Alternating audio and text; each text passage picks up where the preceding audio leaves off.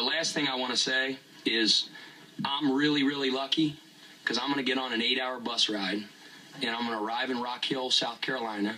I'm going to walk into my house. I'm going to walk upstairs.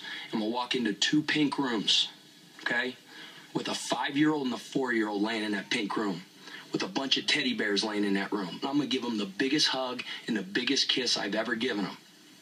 And there's 20 families in Newport, Connecticut that are walking into a pink room with a bunch of teddy bears with nobody laying in those beds. And it's tragic. And I don't know what needs to be done. I'm not smart enough to know what needs to be done, okay? I know this country's got issues. Is it a gun issue? Is it a mental illness issue? Or is it a society that has lost the fact, the understanding that decent human values are important? And our leaders, I didn't vote for President Obama, okay? But you know what? He's my president now. He's my leader. I need him to step up, okay? Mr. Boehner, the Speaker of the House, he's a Xavier guy. He's a Cincinnati guy. Okay, he needs to step up. Parents, teachers, rabbis, priests, coaches, everybody needs to step up. This has to be a time for change. And I know this microphone's powerful right now because we're playing the 4th best team in the country. I'm not going to have a microphone like this the rest of the year, maybe the rest of my life. And I'm going to be an agent of change with the 13 young men that I get to coach every day and the 2 little girls that I get to raise. But hopefully things start changing because it's really, really disappointing. I'm proud to grow up American. I'm proud to say I'm part of the greatest country ever. And that's got to stay that way. And it'll stay that way if we change. But we got to change. Joining me now for an exclusive interview, Winthrop University head basketball coach, 20Kelsey. Coach Kelsey, I'm very glad to be able to give you a national microphone once again on this subject. When did you decide that you were going to say that in your press conference? You know, I've been asked that question a lot over the last 24 hours, and like all Americans, my world came to a screeching halt on late Friday morning. We were on our way to Athens, Ohio, up I-77, and our bus broke down on the side of the highway, which is a whole other story. And a couple of our players came to the front and said, "Coach, check Twitter.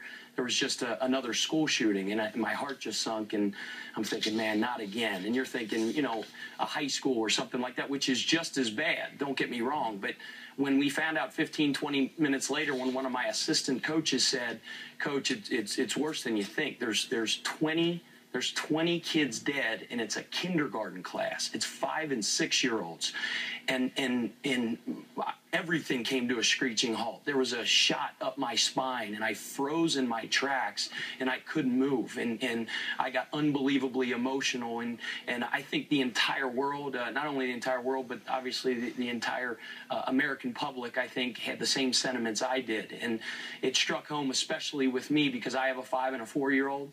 And, you know, 4 or 5 hours prior, I was sitting at the breakfast table with my 4- and 5-year-old, and my wife put pancakes in front of them, and they put their little Hershey Kisses in the shape of a smiley face, and they were drawing pictures for me that I could take on the road during a 5-day road trip where we had to go play 2 games, and I wasn't going to see them for a while, and they were on their way to school, and they were marking off their list on their Christmas countdown to Christmas Eve. And when I sat there, all I could think about were those 20 families that had those same breakfasts that morning with their 4-, 5-, and 6-year-olds. And they had the same pictures drawn for them and the same Hershey Kisses and the smiley faces on their pancakes. And the next time they saw their children, they were identifying their bodies. And I couldn't shake it. I couldn't stop thinking about it. We had 2 big-time games to get ready for, Ohio University, which we won and played very well, and then Ohio State, which we didn't win but played very well. But every second, every waking second where we weren't concentrating on our game preparation, that's all I could think about. And when I walked into that press conference after we played Ohio State, it struck me the number of people in the room. You know, we're at Winthrop in the Big South, and we're not Ohio State. We're not the Big Ten. We're not the 4th best team in the country. Our press conferences have maybe 1 camera and 1 reporter.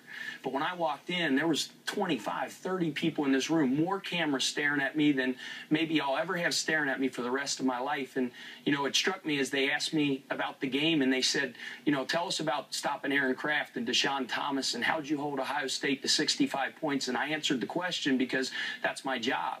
And then at the very end, you know, they asked me if I had anything else. And and it was almost divine intervention. I just said, yes, you know what, I do have something else. And I think I recognized the moment and the power of that microphone, and I said what was on my heart, what was in my, it was emotional, but it was on my heart. It was what I was thinking about the last couple of days, and I have been overwhelmed over the last 18 to 20 hours of the hundreds and hundreds and hundreds of emails that I received and text and ats on Twitter from people that I've never met before, just saying, Coach, I really appreciate what you said. You said exactly what I'm thinking. And I'm not anything great for having said it. I just had the opportunity, and I had that microphone, and I spoke from my heart. An American citizen, a kid that grew up in what I think is the greatest country in the history of civilization. And I'm scared out of my mind that when I'm gone, the society that my little girls are going to live in is not that same great society that we know. So I said it in my press conference, you know, I don't know the answers. I'm a little bit ashamed to admit maybe it's my civic duty to be more responsible and to do more homework to understand what those issues are. I'm not there yet. I just do know that I'm scared that there's been a major deterioration in basic core values of what's right and wrong in the fabric of American society. And, you know, I'm not the type that's going to push my religion on anybody else, but I know one thing. There was somebody that walked the earth 2,000 years ago that set the ultimate example of how to live and how to treat people and how to lead. And that's who leads me. And if we follow that example, I think all will be right with the world. Pat Kelsey, I know I'm speaking for this audience tonight. I think we all strongly believe that you performed your civic duty nobly when you decided to speak out on this. Thank you very, very much for joining us tonight, Coach. Thanks for having me.